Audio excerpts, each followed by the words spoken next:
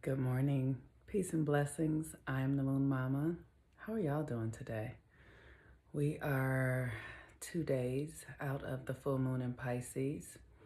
Um, and the light of the moon is growing smaller, and we are able to take actions in ways that would move us more powerfully into our um, to what we are here to deliver and be at this time on the planet.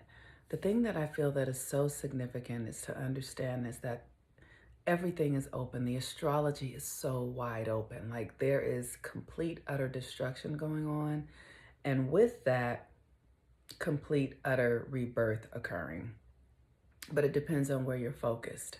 And if you're focused in, the old cycles and patterns, you'll be stuck there. But if you're focused in what else is possible, you'll be led into the next thing. Today is a Venus day, and Venus is in Cancer.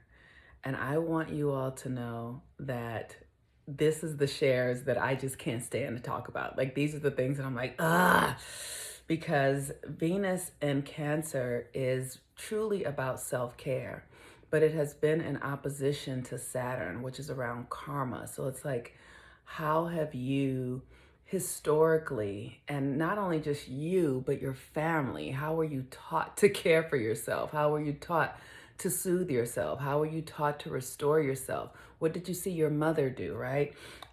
Those kinds of things. How did your mother and the women in your family deal with love and romance and connection? And so for me, it so drives me crazy because I do so much yearning. Like I have such a pattern of yearning. I'm a Pisces rising, which is all about pining. And then I have the Sun conjunct Pluto in Virgo, which is like this deep, profound sexual energy that just consumes me. So I have been working with um, my rose quartz energy to really realign how I come into love with myself. And of course, I have a trigger in my life right now with someone who has triggered me, and it's a karmic thing. This person and I have their Mars, which is, how they are in the world, is conjunct my Saturn, which is my karma, my cause and effect. And so it's bringing that, the person's presence in my life is bringing up all my stuff around love and romance. And so the thing that I'm so grateful for is that I understand that it's energy. So I'm able to rewire the story while I'm in it. And so some of the things that I do is I work with rose quartz.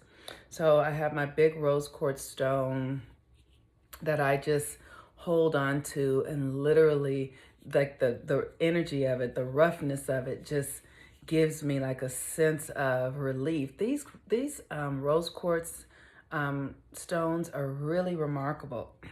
Here's the one that I bought that's just for adult eyes. Maybe you guys, isn't that amazing, right? But it's just, it's a phallus, and it's like holding and just allowing myself to recharge my energy from who I was as a teenager, and all the pining and desiring and hoping and wishing, like really bringing that energy back to myself and loving myself and allowing myself to feel my own energy, right? Like, I remember once I was in a connection with this gentleman, and here's my rose quartz heart, and we would work on, like, I would share with him how I do a lot of pining, and he would say, "Doesn't that feel good? Doesn't it feel good to really allow yourself to feel that pining and that desiring?" And I hated it. And I was like, no, it doesn't feel good. But now I'm in this space where I'm beginning to understand that the pining is an energetic, it's power. This is a rose quartz yoni egg. So I hold that down at my uterus, at my womb area. This yearning is a power. It really is the power of the feminine to pull and magnetize to it what it deeply desires. And so for me, I tend to run from yearning because it has never paid off for me. It has always created more agony and despair and disappointment. But now I'm asking myself, can I really understand that this is a power and an energy that is here to magnetize? It's not about a particular person. It really is about my own energy to generate the reality that I desire. And so if I can use that energy that comes to me that's triggered by the world or heart situations or experiences to understand that that is my power and how it circulates through courses through my heart, through my womb, through my yoni, through my mind, and I can focus it on a particular desired outcome that I would like. And preferably not to have it do with someone else. One of the things that's great right now is that we do tarot, so we can, many of us do it, I do it, but I can pull cards to see, like, how should I focus this energy? And what I'm understanding is that this experience that I'm having with this gentleman, which isn't a sexual relationship at all, is really just generating my power so that I can use that power to then create whatever I desire. So your Venus energy, how are you with your love energy? Venus is in Cancer. What are you doing to restore yourself back to yourself? Cancer is our childhood stuff, right? The relationship to our mother. Like, so how did your mothers deal with love and romance? How did your grandmothers deal with it? Was there a lot of heartbreak? If you come from a community, families where we are descendants of captives, many times, our families really suffered because we carry so much trauma around our hearts. Like, you to think about it, and during the couple of 100 years that we spent captives, families were taken apart, children were taken from mothers. A couple could be together and then they'd be sold for hundreds of years. So a lot of heartbreak, a lot of deep despair. So it's important for us to do the work to heal that. So some of what we feel oftentimes isn't ours. And that's what I'm beginning to learn. All this yearning I have, all this desiring, it's not mine. It's my ancestors. Like, my great grandmother's yearning is living inside of my cell structure. Why? Because when we are eggs in the ovaries of our mothers and our grandmothers. So we take on all of their stuff, so it then becomes our responsibility to heal it. And one of the ways I'm being naughty. Anyway, I love this though. So the moon today is in Aries, and the moon in Aries is asking us to be courageous, right? Asking us to face our fears. So for me, I'm looking at the places where I have historically been dragged and drained and embarrassed because I have so much feelings, I have so much passion, I have so much desire. And I'm like, that's just the fuck who I am.